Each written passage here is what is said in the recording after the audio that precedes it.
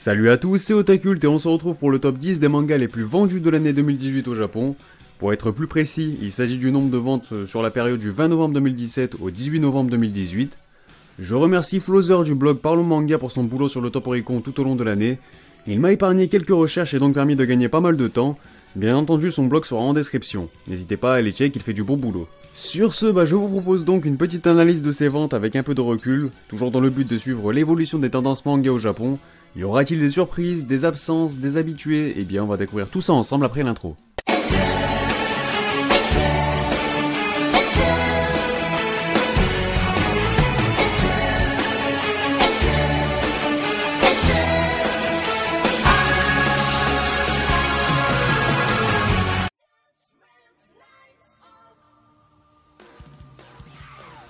Et on entame donc ce top avec la 10ème place qui revient à Tokyo Ghoul après une année quelque peu compliquée, une année notamment marquée par la fin du manga. Le seinen d'horreur de Sui Ishida s'est donc compilé en 16 opus, 30 en prenant en compte bien évidemment la première partie. Il aura tout de même atteint un joli total avoisinant les 3 300 000 exemplaires vendus en 3 tomes sortis pour sa dernière année de parution, malgré sa chute de 5 étages par rapport à l'année passée. On peut constater que la reprise de son adaptation animée ne lui aura donc pas été si bénéfique que ça, même si on retrouve 3 de ces tomes dans le top 50 des volumes les plus vendus de l'année, à savoir son 16e et dernier opus qui apparaît à la 20e place avec quasiment 740K écoulés. Son 15e volume figure quant à lui à la 17e position avec environ 760 000 copies vendues. Et enfin une bonne 14e place pour son 14e tome qui a donc de son côté frôlé le cap des 800K. On enchaîne avec la 9e position qui revient à l'explosion de l'année, qui n'est autre que Moi quand je me réincarne en Slim, qui effectue une entrée fracassante dans le top 10 avec pas moins de 17 places de remontée.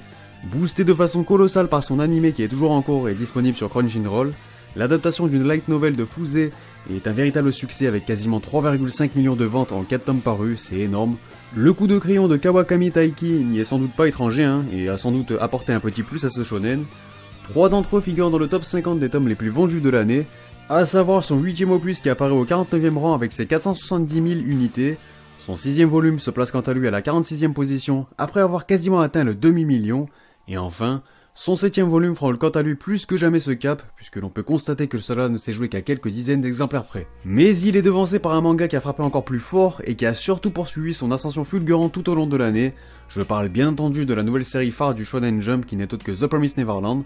Une jolie 8e position vient donc récompenser les efforts de Kaiju Shirai et d'Emizu Pozuka, puisqu'ils ont écoulé pas moins de 4,2 millions de copies vendues en 5 tomes parus, ce qui leur permet d'intégrer le top 10 pour la première fois après avoir remonté un bon paquet de 5 places. On retrouve bien évidemment 4 de ces 5 volumes parmi les tomes les plus vendus de l'année, notamment son 10e opus qui apparaît à la 48e position suite à un joli score frôlant lui aussi la barre des 500K, son 9e volet l'a de son côté déjà bel et bien franchi, ce qui lui permet de se hisser jusqu'au 43e rang.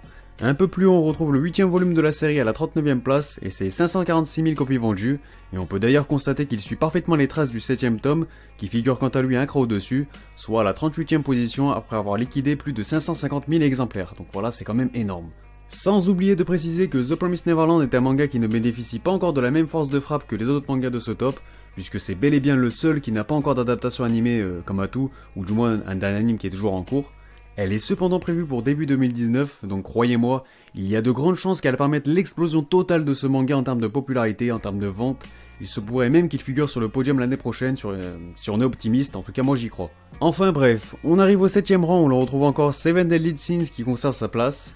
Le shonen d'Heroic Fantasy de Nakaba Suzuki s'est donc encore écoulé à quasiment 4 870 000 exemplaires en 6 volumes parus. Sans ça, il se serait très probablement fait doubler par TPN, mais enfin bref.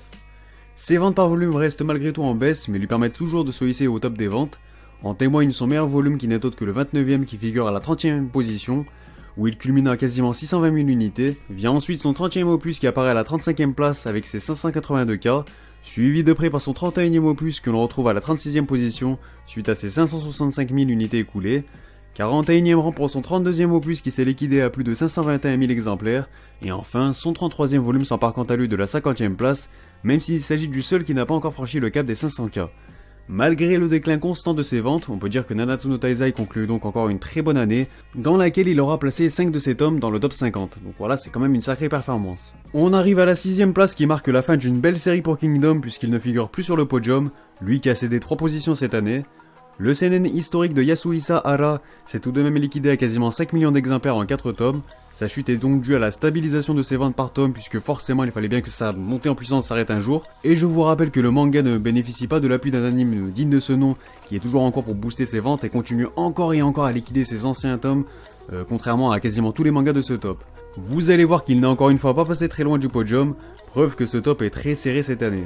Mis à part ça, il n'y a vraiment pas de quoi s'inquiéter pour lui. Il nous a encore offert des performances monstrueuses, puisqu'il faut savoir que son 50e tome apparaît à la 9e position avec quasiment 850 000 unités écoulées. Performance quasi identique pour son 49e opus qui figure dans le top 10, à quelques milliers d'exemplaires des 850K également. On peut constater que son 51e tome est déjà bien parti pour suivre cette cadence, puisqu'il n'est déjà plus très loin de la barre des 800K, et apparaît donc logiquement à une belle 13e place. Sorti un peu plus tard, son 52e volume figure donc lui aussi logiquement au 27e rang, avec un bon score de 662K.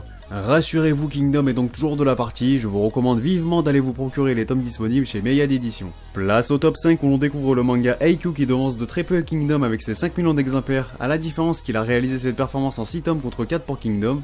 Le manga de sport centré sur le volleyball d'Haruyoshi Furudate remonte donc d'une place malgré un déclin assez évident en termes de vente. On a malgré tout son 29e opus à la 15e place qui s'est écoulé à plus de 770K. Son 30e volume s'est quant à lui liquidé à quasiment 750K également, de quoi lui permettre de figurer dans le top 20. On a aussi son 31e volume à la 21e position qui semble lui aussi poursuivre cette même dynamique, avec plus de 734 000 unités, suivi de près par le tome 32 qui figure au 22e rang avec ses 685 000 copies vendues. Un peu plus loin on a droit à son 33e opus qui apparaît à la 25e place et on peut constater qu'il se rapproche lui aussi du cap des 700K. Et enfin, on peut surtout constater qu'Haikyuu effectue un superbe sans faute puisque même son tome 34 figure dans le top, lui qui se rapproche de son côté de la barre des 600 000 exemplaires vendus. C'est donc du 6 sur 6 pour ce manga de sport qui n'a absolument plus rien à prouver et à qui l'annonce d'une 4ème saison ferait sans doute le plus grand bien. Mais la grande surprise de l'année nous vient de la réédition deluxe du cultissime Slam Dunk qui se paye le luxe de figurer au pied du podium après avoir écoulé plus de 5,2 millions d'unités. Alors certes, il a atteint cette performance avec l'intégralité de ses volumes sortis, soit 20 pour cette édition, mais remettons les choses dans son contexte, ça reste énorme.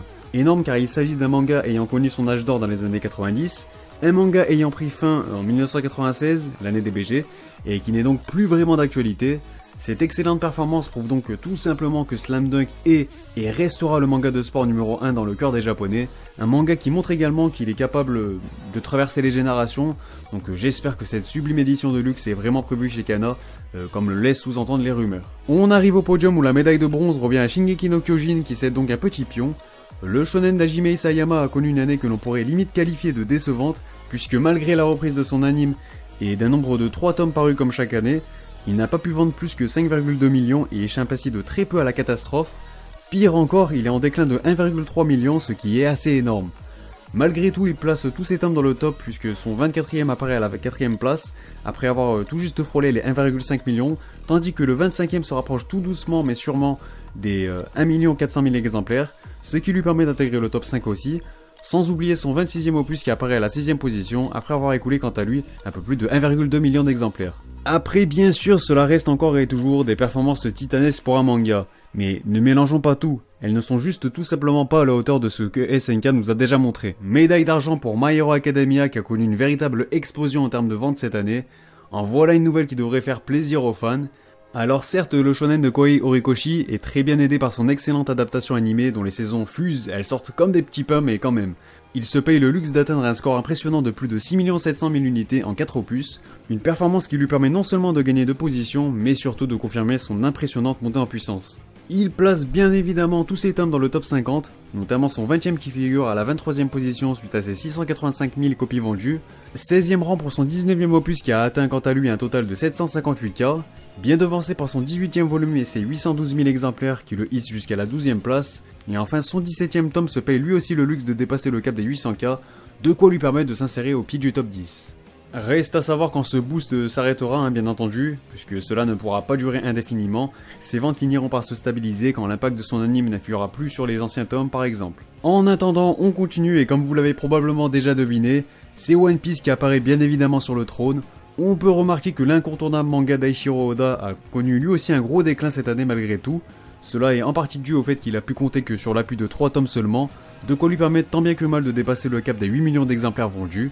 Que dire de plus si ce n'est que le podium des tomes les plus rentables sont bien entendu ceux de ce mastodonte, plus précisément le tome 90 qui a récemment franchi le cap des 2 millions, le volume 89 se rapproche de son côté des 2,2 millions d'exemplaires, et enfin, le tome 88 s'empare de la première place avec quasiment 2,5 millions de copies vendues, c'est énorme.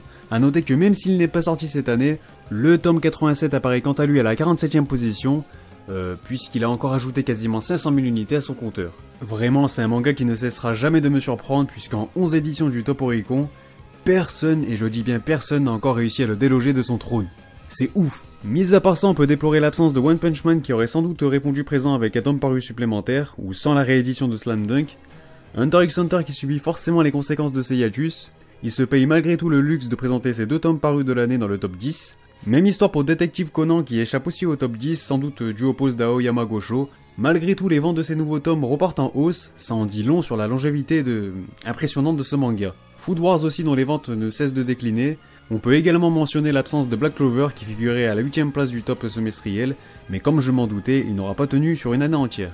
Sur ce, la vidéo est terminée. Comme d'habitude, dites-moi quel manga vous suivez ou ceux qui vous intéressent parmi ce top. N'hésitez pas à liker la vidéo si elle vous a plu et à vous abonner si ce n'est pas déjà fait pour ne pas manquer les prochains tops. Vous pouvez aussi me soutenir sur Utip et me rejoindre sur mes réseaux sociaux, à savoir Twitter et le Discord de la chaîne qui est très actif. Les liens seront en description comme d'hab. Et sur ce, moi je vous dis portez-vous bien. Et voilà, surtout, on se reverra.